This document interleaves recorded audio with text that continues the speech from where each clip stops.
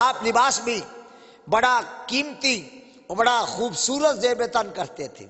ایک حسن و جمال کا مرقع، دوسرا آپ کا لباس بڑا اعلیٰ ہوتا تھا. حضور غوث اعظم انتہائی قیمتی جبہ پہنتے تھے اور سر انور پر جو امامہ سجاتے تھے وہ انتہائی اعلیٰ قسم کا ہوتا تھا اور آپ کی چادر انتہائی قیمتی ہوتی تھی.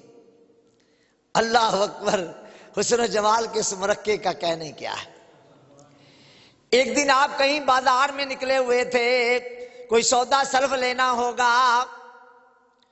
کوئی بڑا ماہر چور بازار میں چکر لگا رہا تھا اور تاڑ رہا تھا کہ آج رات کو نقب کہاں لگائی جائے، آج رات کو چوری کہاں کی جائے. اس نے دیکھا کہ یہ بابا بڑا امیر ہے اور اس کے تن پر جو جبہ ہے یہ بڑا قیمتی ہے، اگر یہ چرا لیا جائے نا پھر 5-7 ماہ تک دوبارہ چوری کرنے کی ضرورت نہیں پڑے گی، اتنا مہنگا بک جائے گا.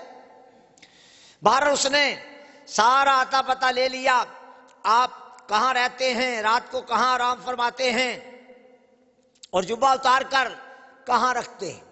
یہ ساری چیزیں چور لوگ پہلے سے معلوم کر لیتے ہیں. کبھی ایسا بھی ہوتا ہے کہ چور آتا تو چوری کرنے ہیں لیکن جب جاتا ہے تو وہ چور نہیں ہوتا، مگر وہ در بھی تو چاہیے نا جہاں جائے وہ. بہرحال چور نے پوری تیاری کر لی کہ میں آج رات کو غوث اعظم رضی اللہ تعالیٰ عنہ کا جبہ چوری کروں گا، آپ کا جبہ چراؤں گا. آ گیا وہ نا کہیں سر شام ہی آ کے صف کے نیچے گھس گیا. حضور سیدی عشاء پڑھنے کے بعد آرام فرماتے تھے تھوڑی دیر اور کبھی کبھی ساری رات بھی عبادت کرتے تھے. تہجد کے وقت آپ دوبارہ اٹھتے تھے. اس نے دیکھا کہ اب بالکل سناٹا ہو گیا ہے، لگتا ہے حضور غوث اعظم رضی اللہ تعالیٰ عنہ سو گئے. اٹھا، آرام سے صف کے نیچے سے نکلا، جبے کو ہاتھ ڈالا اور دل میں کہا ہوگا واہ واہ کیا بات ہے، آج تو متاع بے مثل ہاتھ آئی، بڑا مہنگا بکے گا، بیچیں گے اور مزے کریں گے. پتہ نہیں چور جی آج تمہاری قسمت ہی جاگ گئی ہے، کیا کریں، چوری کرنے تم وہاں آ گئے جو اولیاء کا سردار ہے، ولیوں کی مہر ہے. جبہ اس نے پکڑا، لے کر لگا باہر کو نکلنے کہ آرام سے کنڈی کھولوں گا اور باہر چلا جاؤں گا، اپنی تو موجیں ہی موجیں ہوں گی. جبہ لے کر بجانب دروازہ چلا تو اندھا ہو گیا. بڑی ٹامک ٹولیاں ماری لیکن کچھ نظر نہ آیا، مکمل اندھا. کہتا یار آنکھیں تو میری ٹھیک تھی لیکن نظر ہی نہیں آ رہا کچھ بھی. اللہ کے بندے آ کہاں گیا ہے؟ اگر آیا بھی چور اور نکل جائے تو بھی چور، تو لوگوں نے ہمیں کہنا تھا لو جی غوث پاک دا جبہ ہی چورا کے کوئی چور لے گیا، اپنا تو جبہ نہیں بچا سکے تانوں کی دیں گے. ہاں کہہ دینا تھا نا، کہہ دینا تھا. بڑے بڑے یار لوگ ہیں، بڑے بڑے عقل مند لوگ ہیں. جبہ اٹھایا، دروازے کی جانب چلا تو اندھا ہو گیا. دوبارہ جنابے والا جبہ وہیں لٹکا دیا. جب جبہ لٹکا کر پیچھے ہٹا تو پھر بینا ہو گیا، پھر صف کے نیچے گھس گیا. پھر اٹھا، پھر ارادہ کیا، پھر جبے کو ہاتھ ڈالا. جیسے ہی جبے کو ہاتھ ڈالا تو پھر اندھا ہو گیا.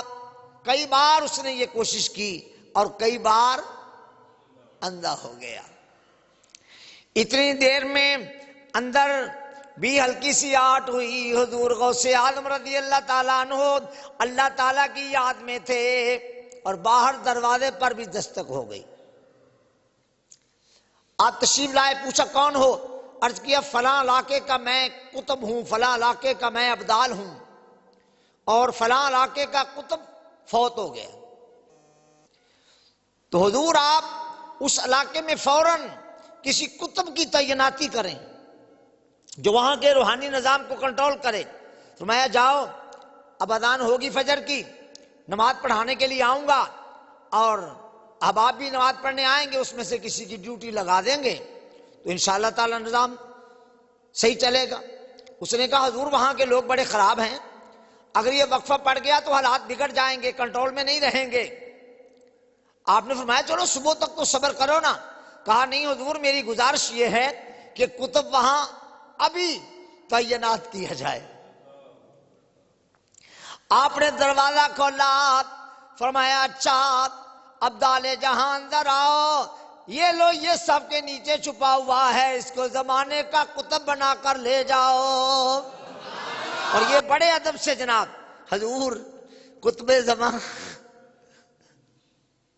صاحب مقام و مرتبہ سرکار باہر تشریف لائیے اور آ کر نظام سنبھالیے، اور یہ اندر سمٹ رہا ہے، ارے بھائی کہاں آ گئے، میں تو چور ہوں چور، میں تو چوری کرنے آیا تھا، سچی بات یہ ہے کہ میں چور ہوں چور۔ اور وہ ابدال شاہ بڑے ادب سے کہے جا رہے حضور آ جائیں باہر، سرکار کتب زمان آ جائیں باہر۔ اللہ اللہ، آخر بیچارہ باہر نکلا تو آگے دیکھا کہ ایک نہیں دو اللہ تعالیٰ کے ولی کھڑے تھے، ایک تو ولیوں کا امام کھڑا تھا اور ایک اسے کتب کے طور پر لینے آنے والا ابدال کھڑا تھا۔ حضور غوث اعظم نے نظر محبت بھر کے دیکھا، فرمایا آج سینے نہ لگ جا۔ قریب ہوا، ڈر رہا تھا، حضور یہ کیا ماجرا ہے، میری عقل میں نہیں آ رہا، مجھے سمجھ نہیں آ رہی، میں کیا تھا، کیا کرنے آیا تھا اور مجھے کیا بنایا جا رہا ہے، مجھے تو سمجھ نہیں آ رہی۔ میں نے اس موضوع کو نہ دیکھا ہے، نہ پڑھا ہے، نہ جانا ہے، نہ اس راہ کا شناسا ہوں، اور سچی بات ہے میں تو چور ہوں چور۔ فرمایا چور ہوگا جب تک عبد القادر جیلانی کے حجرے میں داخل نہیں ہوا تھا، جب تو آیا تھا تو چور ہوگا۔ آپ سینے سے سینے سے لگایا، اللہ ہی جانتا ہے وہ سینہ کیا تھا، سینے سے لگنے والا جانتا ہے کیا ملا تھا، سینے سے لگانے والا جانتا ہے کیا دیا تھا۔ اقبال نے کہا تھا خرد کے پاس خبر کے سوا کچھ اور نہیں، تیرا علاج نظر کے سوا کچھ اور نہیں۔